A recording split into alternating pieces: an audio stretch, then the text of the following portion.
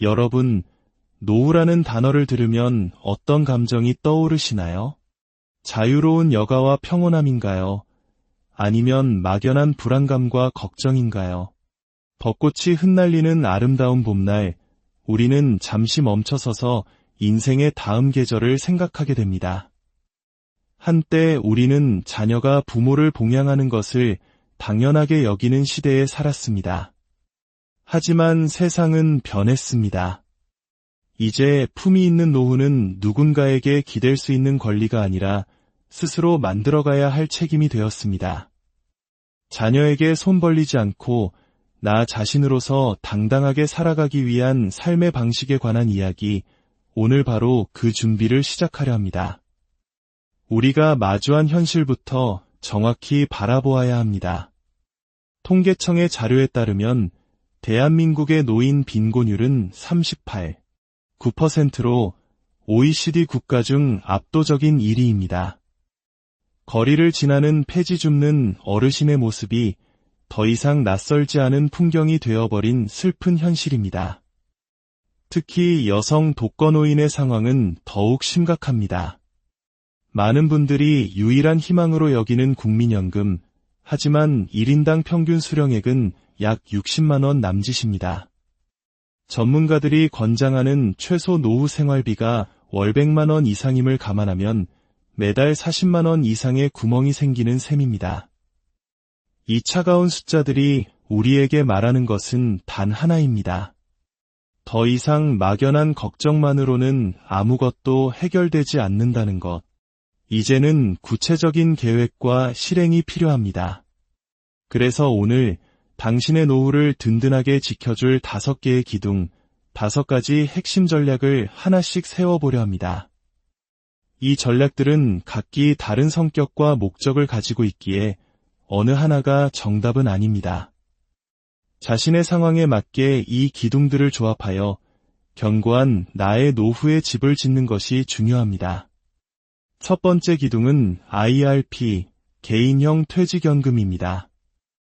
이것은 노후 준비의 가장 단단한 주춧돌과 같습니다. IRP는 퇴직금을 일시금으로 받아 순식간에 사라지는 것을 막고 연금 형태로 평생에 걸쳐 안정적으로 수령할 수 있도록 설계된 국가공인 계좌입니다. 직장인뿐만 아니라 자영업자, 프리랜서 등 소득이 있는 누구나 가입할 수 있습니다. 가장 큰 매력은 강력한 세액공제 혜택입니다. 연간 최대 900만 원까지 납입액의 일부를 연말정산 시 돌려받을 수 있어 노후 준비와 절세를 동시에 잡는 현명한 방법입니다. 적립된 자금은 펀드, 예금, ETF 등 다양한 상품으로 운용하며 불려나갈 수 있고 연금을 수령하기 전까지는 세금이 붙지 않아 복리 효과를 극대화할 수 있습니다. 하지만 이 강력한 도구도 제대로 사용하지 못하면 오히려 독이 될 수 있습니다. 한 60대 직장인은 퇴직 후 IRP 계좌를 만들었지만 연금으로 전환하지 않고 전액을 일시금으로 인출했습니다. 그 결과 퇴직금이 다른 소득과 합산되면서 종합소득세 폭탄을 맞아 무려 1200만 원이라는 막대한 세금을 내야만 했습니다. 제도를 아는 것과 모르는 것의 차이가 이렇게나 큽니다. IRP는 반드시 연금으로 수령해야 그 진가를 발휘한다는 점 꼭 기억하십시오. 두 번째 기둥은 ISA, 개인종합자산관리계좌입니다. 저는 이것을 만능 재테크 도구상자라고 부르고 싶습니다. ISA 계좌 하나만 있으면 예금, 펀드, ETF, 채권 등 흩어져 있는 다양한 금융상품을 한 곳에 담아 통합적으로 관리할 수 있습니다. 5년 이상 계좌를 유지하면 발생한 수익 중 일반형은 200만 원, 서민형은 400만 원까지 세금을 한 푼도 내지 않습니다. 이 비과세 한도를 초과한 수익에 대해서도 낮은 세율로 분리과세가 적용되어 절세에 매우 유리합니다.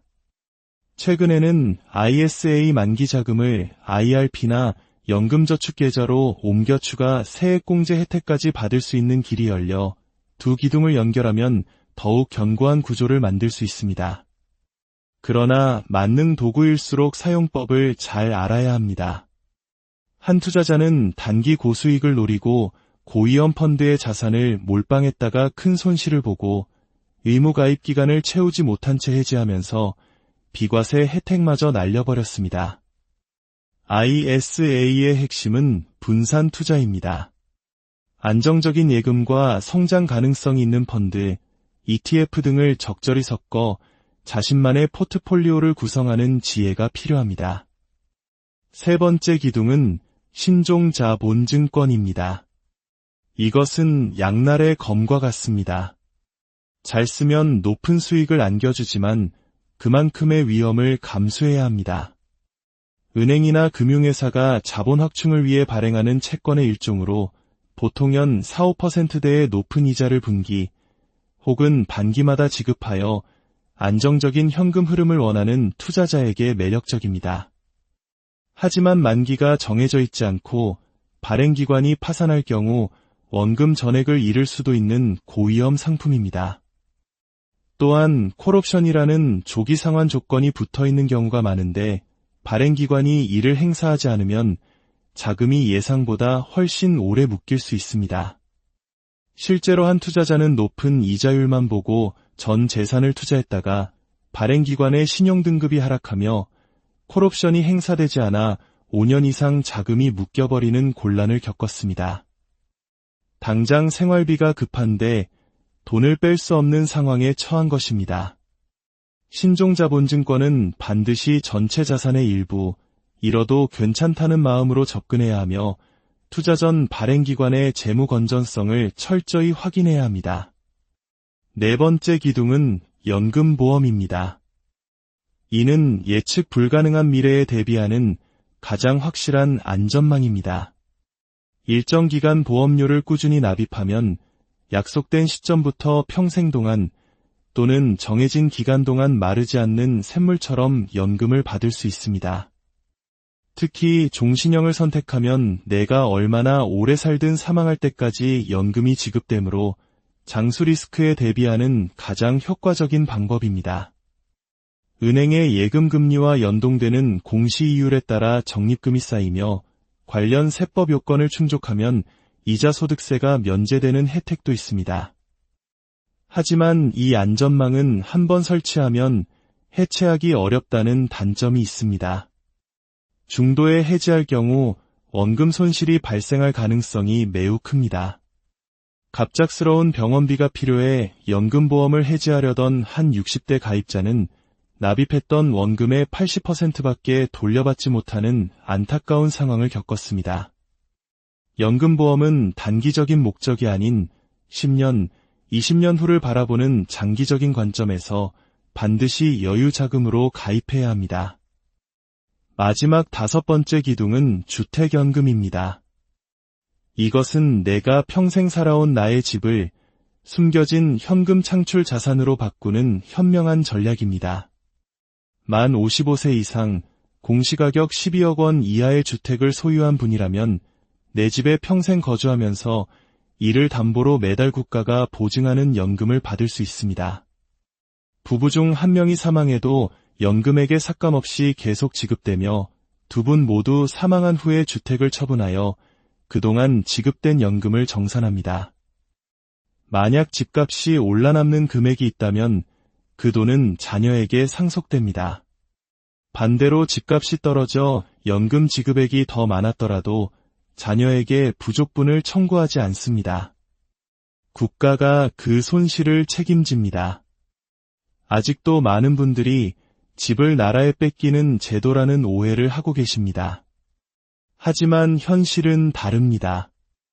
자녀에게 집을 물려주기 위해 생활비 부족을 견디다 결국 전셋집으로 이사하며 오히려 자녀에게 부담이 되는 부모님들의 사례를 우리는 주변에서 쉽게 볼 수 있습니다. 주택연금은 자녀에게 부담을 주지 않고 나의 노후를 내 힘으로 책임지는 매우 현실적이고 존엄한 선택이 될 수 있습니다. 이 5가지 기둥, IRP, ISA, 신종자본증권, 연금보험, 주택연금은 따로따로 존재할 때보다 함께 조합될 때 비로소 강력한 힘을 발휘합니다. 소득이 활발한 50대에는 IRP와 ISA를 통해 절세 혜택을 누리며 자산을 적극적으로 불리고, 은퇴가 가까워지는 60대에는 연금보험과 주택연금으로 안정적인 현금 흐름을 확보하는 다층적인 전략이 필요합니다. 여러분, 은퇴 준비는 더 이상 미룰 수 없는 우리 모두의 숙제입니다. 오늘 당장 스마트폰을 열어 IRP나 ISA 계좌 개설 방법을 검색해보는 작은 행동이 10년, 20년 후 당신의 삶을 완전히 바꿔놓을 수 있습니다. 오늘 이 이야기가 여러분의 마음에 작은 울림을 주었다면 좋아요를 통해 응원을 보내주십시오. 그리고 이 지혜가 더 널리 퍼져나가도록 구독과 공유를 부탁드립니다. 여러분의 그 소중한 클릭 한 번이 노후를 걱정하는 또 다른 누군가에게 희망의 씨앗을 심어주는 귀한 나눔이 될 것입니다. 이 나눔의 선한 영향력이 여러분의 미래의 평안과 축복으로 가득 채워지기를 진심으로 기원합니다. 마지막으로 스스로에게 질문을 던져보십시오. 나의 노후는 숫자의 문제가 아니라 내가 어떤 삶을 살고 싶은가에 대한 존엄의 문제입니다.